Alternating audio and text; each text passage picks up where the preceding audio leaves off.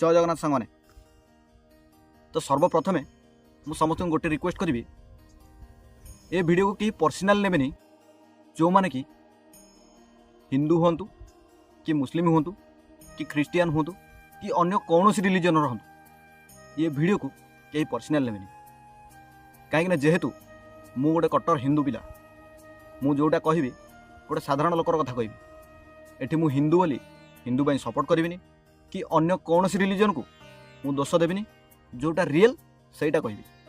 तो सर्वप्रथमे मु आरंभ करी सनातन फिल्म बनयार कारणटा कौन।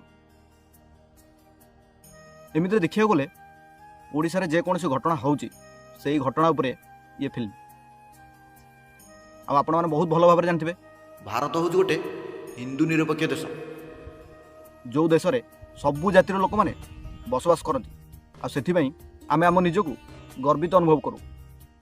तो ये फिल्म असल सत्य कथा हूँ ओडिशार आदिवासी एरिया रे जो एरिया माने कंधमाल हो कि कोरापुट हो एमती बहुत जिला अच्छी जो जिले में हिंदू मान को फोर्स करा माने पूरा बाध्य करा तमें ख्रीस्टियान हुआ। अच्छा पब्लिक गोटे कथा देखूँ जदि अलग कौन सी जाति लोक एमती कि हिंदू हो कि मुस्लिम हो कि अलग कौन सी जाति हूँ से मैंने जब बाध्य करना लोक मान फोर्स करना आम जाति तुम मिस आम पैसा देवु ताले ख्रीस्टियान मानकर बाध्य करा कौन दरकार। आजिकल एमती गोटे जमान है कहीं क्या गोटे पद भी कथा कही पारे एमती कि जदि मो स्टाइल बचाइवा चाहिए ताले मत कहीं बाध्य करें।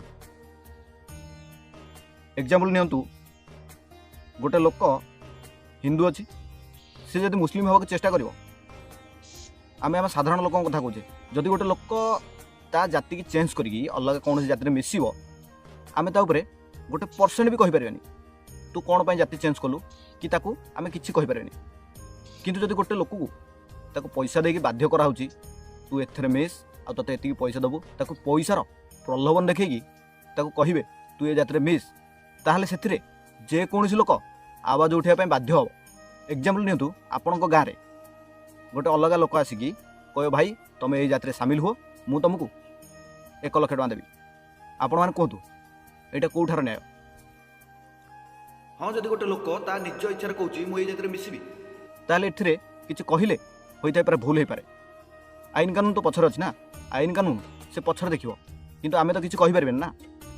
तो फिल्म हूँ से विषय आ ये फिल्म की आम सपोर्ट करिया निहात दरकार कहीं यहाँ ओडिशा रे होउची एई उपरे बहुत किछि होउची जोटा कि आमे किछि जानि पारुनी किछि किछि न्यूज रे जोटा भाइराल होउची सेटा आमे देखुचे नहले आमे बिल्कुल जानि पारुनी।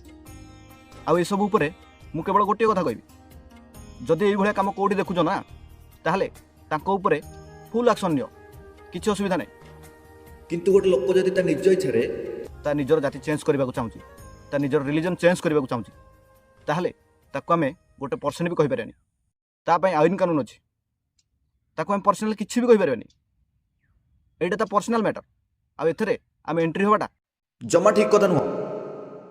ये बड़ी अच्छी बात कही आप। आ गोटे कथा होची फिल्म पई बहुत लोग विरोध करउंती एक्चुअली सांग माने ये फिल्म पई विरोध करिया कथा नुह कहीं आपण माने भल भाव जानिछंती ये फिल्म गोटे हिंदू उपर हेची आपण माने जाई पाकिस्तान फिल्म देखंतु आपण माने अलग राष्ट्र फिल्म देखंतु से जाति की ऊपर करने से बहुत प्रकार फिल्म करुँच ठीक से भाया जेहेतु आम कट्टर हिंदू आम से ऊपर फिल्म बनाया दरकार किंतु एथरे कौन पॉलिटिक्स न पशिया दरकार आम कौन धर्म को आक्षेप न करिया दरकार आईटा न कह दरकार आम हूँ कट्टर हिंदू आम जाति उपर कौन जाति ना जेहेतु यहाँ हिंदुस्तान एठी सबु जाति सामान आई हिंदुस्तान रे समस्ते समस्त धर्म को रेस्पेक्ट दौरान से आम गर्वित आम इंडियन बोली कहीं ये समस्ते स्वाधीन हिसाब से बंची ताले आपण मैंने कहतु आमर ये हिंदुस्तान रे जदि अलग कौन धर्म आसिकी आमको प्रलोभन देखेब आमको पैसा पत्र जाचिब तुम धर्म चेंज कर तुम भगवान बड़ नुह आम भगवान बड़ एमती जदि कौन लोक कहीकि तुमको प्रलोभन देखेब ताले सेति प्रति तुम पर्सनाली एक्शन नेले भी कौन सुविधा ना। एबे आसीबा सनातन फिल्म टॉपिक को। तो सांग माने फिल्म रे भल एटा लगुच जोटा कि स्क्रिप्ट लिखाई आप तो बहुत भल भाव जानते एथिरे ଚକୁଳି ହିରୋ ହେଉଛନ୍ତି main hero. I mean Odia hero Samit କଥା କହୁଛି। ସମିତ ଭାଇ ବହୁତ ଭଲ ଆକ୍ଟିଂ କରନ୍ତି, ଆଉ ଏ ଫିଲ୍ମରେ ମଧ୍ୟ ଭଲ ଆକ୍ଟିଂ କରିଛନ୍ତି, କିନ୍ତୁ ଏଥିରେ ଭିଏଫ୍ଏକ୍ସଟା ବହୁତ ବେକାର ହେଇଛି। ମୁଁ ପର୍ସନାଲି କହୁଛି, ମୁଁ ଯେତେବେଳେ ଟ୍ରେଲର ଦେଖିଲି, ଯେତେବେଳେ ହିରୋ ଆଖି ସାମ୍ନାରେ ଗୋଟେ ତୀର ଗଲା, ସେ ତୀରଟା ଗୋଟେ କାର୍ଟୁନ୍ ଟାଇପ୍ର ଲାଗିଲା।